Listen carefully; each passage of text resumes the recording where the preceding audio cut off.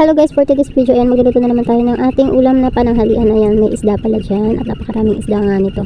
Ayan, may mga malalaki at napakasarap talaga nitong iihaw. So, ang ginawa ko nga dito sa isda, pinaksiw ko nga pala itong iba na ito. Ayan, na yan, kaya hinugasan na nga ng maayos at kailangan talaga tanggalin yung loob ng tiyan yan kasi yan yung nagpapalang. So, ayan, naghiwa na nga tayo ng bawang sibuyas na yan. Wala tayong luya, maliit na yung luyang natira kaya nilagay ko pa rin naman yun. Ayan, yung isda natin, ilalagay na natin sa kaldero. Ayan. So, ayan na nga guys, nilagay na natin yung bawang sibuyas at lagay natin yung suka at magic sarap. Nilagay natin yan. Yan talaga yung nagpapasarap sa luto at hindi talaga mawawala ang magic sarap.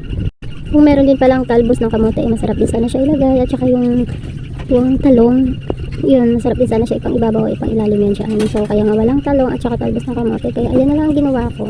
So, ayan na nga guys, nimenekos-mekos na nga natin sa paglagay ng mga sangkap. At kung ano na nga lang ang sangkap na meron dyan, yun na nga lang talaga ang nilagay ko. Pero mamaya magpapahabol pa ako sa kanya ng siling green kasi talagang masarap talaga.